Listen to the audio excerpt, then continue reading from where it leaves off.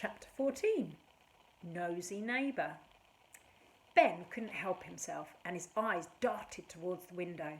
For a brief moment he saw a dark figure wearing a strange hat peer through the dirty glass, and then quickly disappear out of view.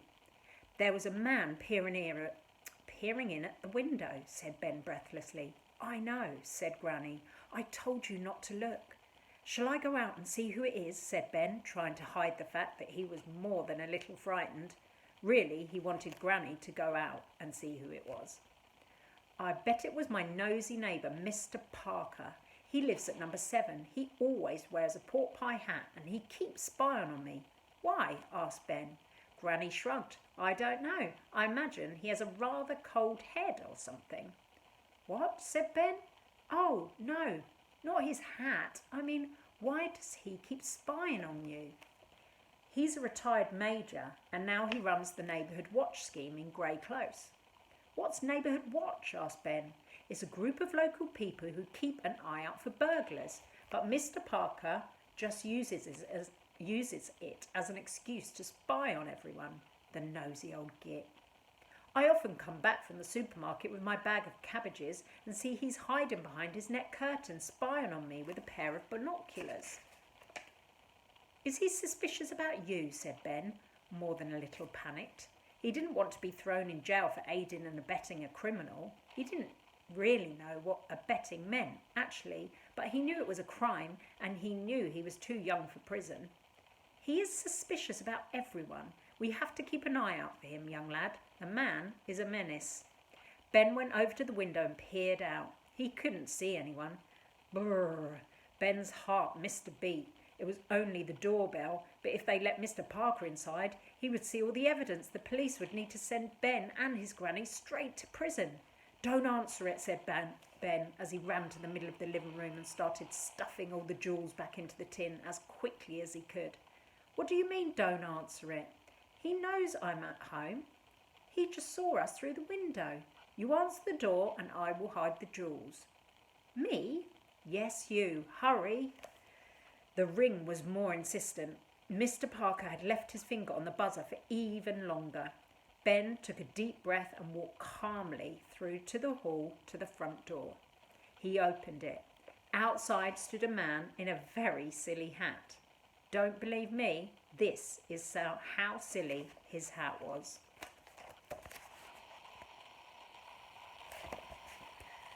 Yes, said Ben in a squeaky voice. Can I help you? Mr. Parker put his foot inside the bungalow, so the front door couldn't be closed on him. Who are you? He barked nasally. He had a very big nose, which made him seem even nosier than he was, and he already seemed extremely nosy. But he had a big nose. He also had a very nasally voice, which made everything he said, however serious, seem a little bit absurd, but his eyes shone red like a demon. I'm Granny's friend, spluttered Ben. Why did I say that? He thought. In truth, he was in a terrible panic and his tongue was running away with him. Friend? Snarled Mr. Parker, pushing open the front door. He was stronger than Ben and soon forced his way inside. I mean grandson, Mr. Parker, sir, said Ben, retreating back towards the living room. Why are you lying to me? He said, taking several paces forward as Ben took several paces back.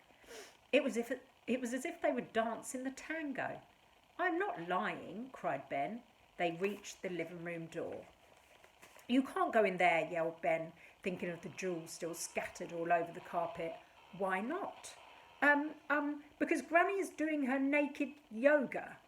Ben needed a dramatic excuse to stop Mr. Parker barging through the door and seeing the jewels. He was pretty sure he had hit the jackpot as Mr. Parker paused and furrowed his brow.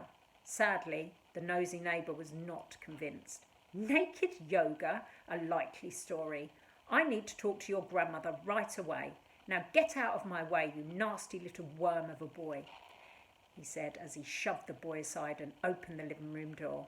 Granny must have heard Ben through the door, because when Mr. Parker burst into the room, she was standing in her bra and knickers in a tree pose.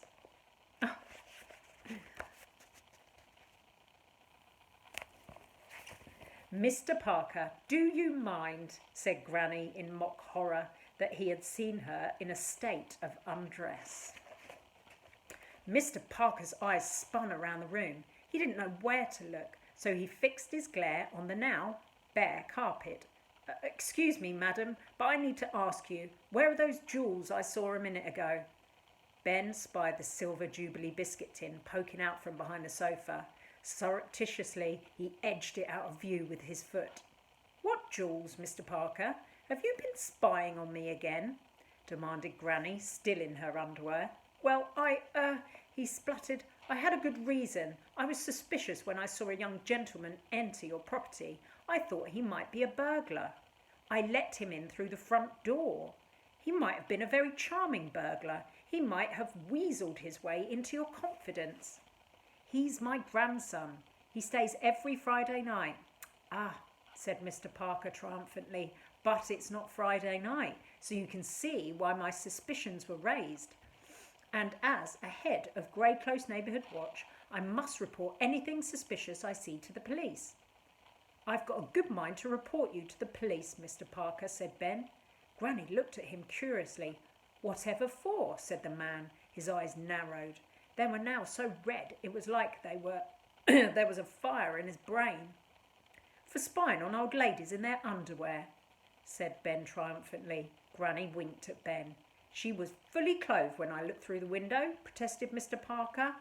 That's what they all say, said Granny. Now get out of my house before you are arrested for being a peeping Tom. You've not heard the last of me. Good day, said Mr. Parker. With that, he spun on his heels and left the room. Granny and Ben heard the front door slam behind him, and they ran over to the window and watched him scuttle back to his bungalow. I think we frightened him off, said Ben. But he'll be back, said Granny. We have to be very careful. Yes, said Ben, more than a little alarmed. We'd better hide this tin somewhere else. Granny thought for a moment. Yes, I'll put it under the floorboards.